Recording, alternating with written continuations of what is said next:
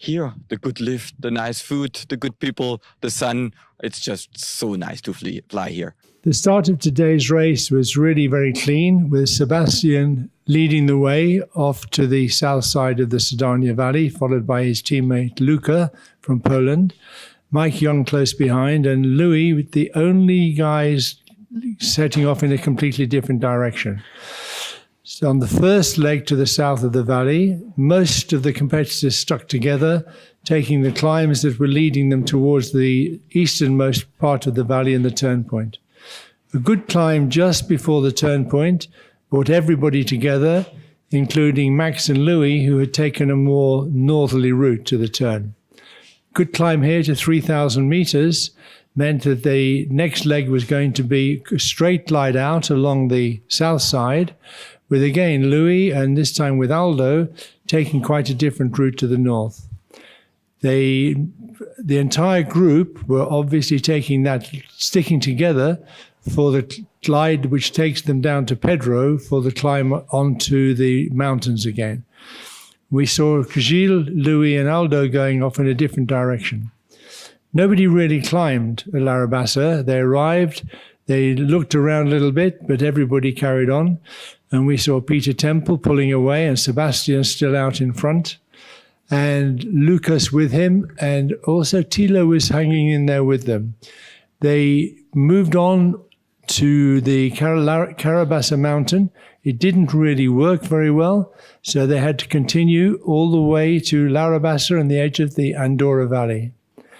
On the edge of the Andorra Valley, Sebastian and Gintas and Tilo and Lucas arrived first, but they didn't really climb very well. And so they had to move on further and still looking for the climb. And at this point, Sebastian and Tilo decided to really set off. And they started to run the ridges that took them towards the Lorry Mountain. They found a climb, quite low now, 2,000 meters, but Tilo decided the climb wasn't so good and continued along the low ridge going to the west.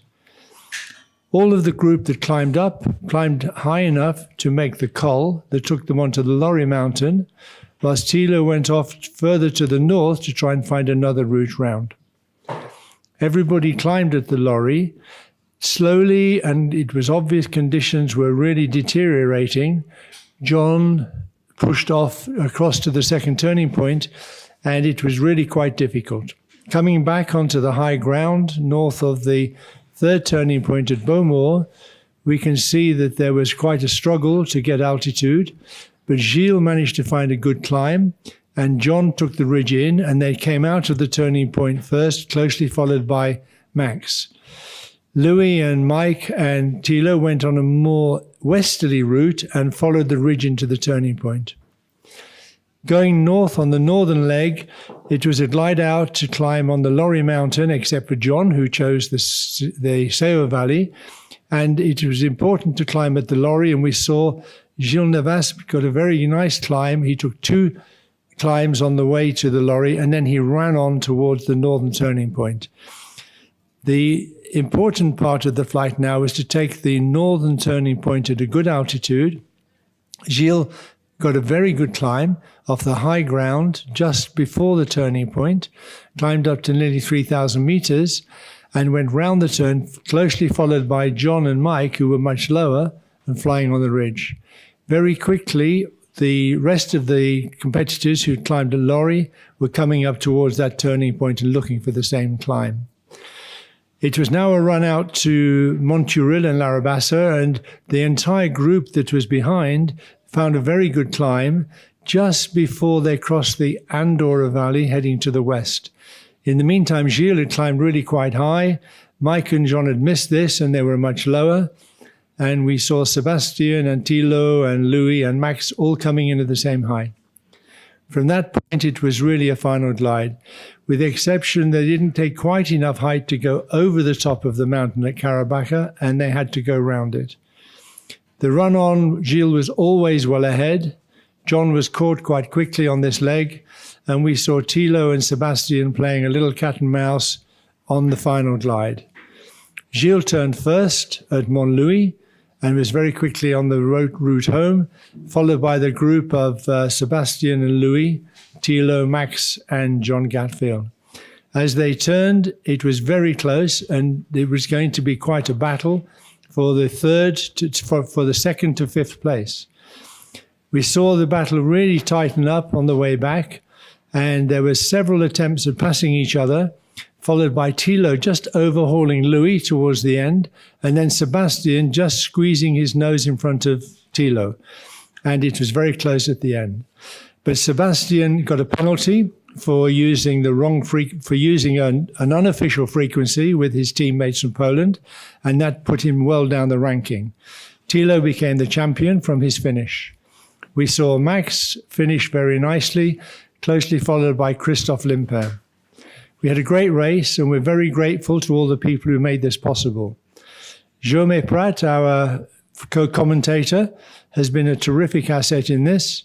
We hope you have enjoyed all the coverage during the race. Oh, what a race. Oh, it was so difficult. Very exhausted and very happy.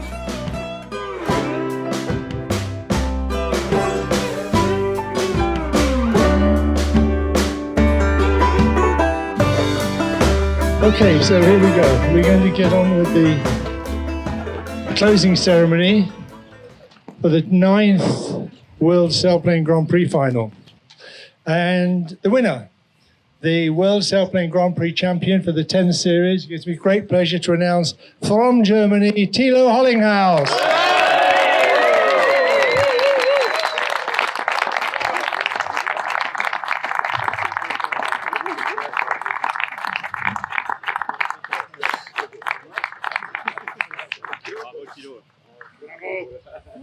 Go and jump it in one, Tilo. Which cycle is it?